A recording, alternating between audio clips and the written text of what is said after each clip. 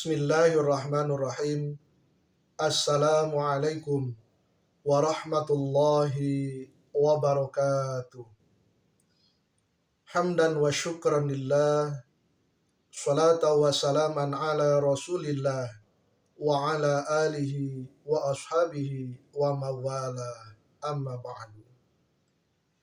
Para pemirsa yang dirahmati oleh Allah subhanahu wa ta'ala, dalam materi yang telah lalu saya sampaikan bahwa untuk dapat khusyuk ketika melaksanakan sholat itu tidak mudah, alias memang sangat sulit untuk mendapatkan kehusuan, karena memang khusyuk adalah anugerah dari Allah subhanahu wa ta'ala.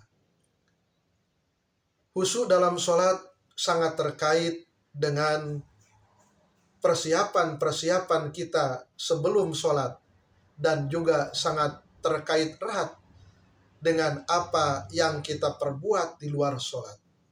Maksudnya, ketika di luar sholat kita sering mendekatkan diri kepada Allah subhanahu wa ta'ala, kita sering berzikir kepada Allah, kita sering melaksanakan perintah-perintah Allah dan berusaha menjauhi larangannya, maka itu akan sangat berpengaruh sekali dalam kehusuan kita ketika melaksanakan sholat.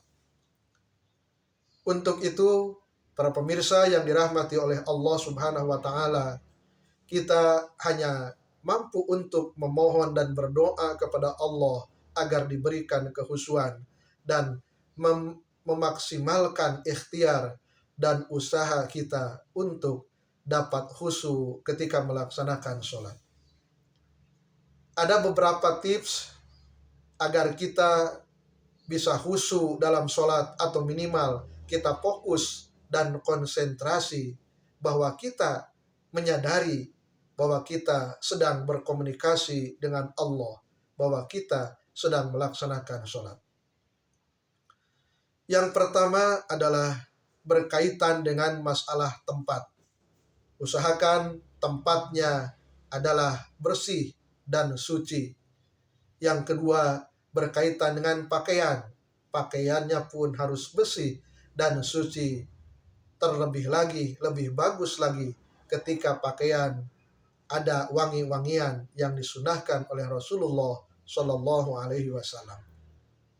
Yang ketiga, berkaitan dengan masalah waktu. Artinya, kehusuan akan didapat oleh kita ketika kita pun menghargai waktu. Artinya, kita memperhatikan ketika waktu sholat sudah tiba, kita pun harus meninggalkan aktivitas kita, kegiatan-kegiatan kita. Kita langsung memohon menghadap kepada Allah subhanahu wa ta'ala.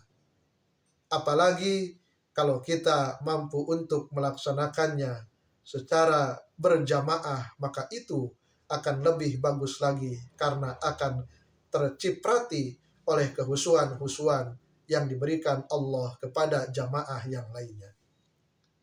Yang keempat adalah bagaimana sebelum kita melaksanakan sholat, kita memohon dulu kepada Allah dilindungi dari godaan-godaan syaitan laknatullah alaihi. Yang diantara bacaannya adalah Rabbi a'udzubika min hamazati syayatin wa a'udzubika Rabbi ayyahburun. Ya Rabb, aku memohon perlindungan kepadamu dari hembusan-hembusan, tiupan-tiupan, gangguan-gangguan syaitan, dan aku memohon dari kehadiran setan ketika aku akan melaksanakan sholat. Atau kalau tidak bisa dengan membaca dulu surah An-Nas, Al-Falaq, Qul a'udzu birabbil falaq, dan Qul a'udzu birabbin nas. Kemudian memohon kepada Allah, ya Allah, berikanlah kehusuan dan kenikmatan kepadaku. Selanjutnya, tip yang selanjutnya adalah bagaimana ketika sholat kita berusaha untuk menghadirkan hati kita, menghadirkan pikiran kita, menghadirkan kesadaran kita bahwa kita akan berkomunikasi dengan Dat Sang Maha Pencipta dengan Allah Subhanahu wa Ta'ala. Dan yang tak kalah penting dan sangat membantu untuk menimbulkan kehusuan adalah apa yang disampaikan oleh Imamul Ghazali. Sholli sholatan muwaddi. Sholatlah engkau laksana ketika engkau akan melaksanakan sholat perpisahan atau sholat yang terakhir.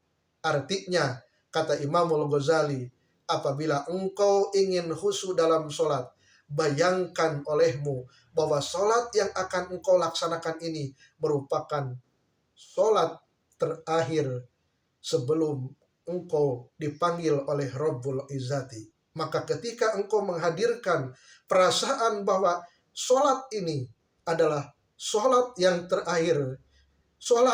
yang terakhir kali di mana ajal kita tiba, maka insya Allah kita akan berusaha untuk sungguh-sungguh dalam melaksanakan sholat. Kita berharap sholat yang terakhir ini diterima oleh Allah Subhanahu wa Ta'ala. Itu kata Imamul Ghazali. Para pemirsa yang dirahmati oleh Allah Subhanahu wa Ta'ala, itulah di antara tips agar kita mampu untuk melatih atau agar kita diberikan kehusuan ketika melaksanakan sholat. Semoga bermanfaat. Wassalamualaikum warahmatullahi wabarakatuh.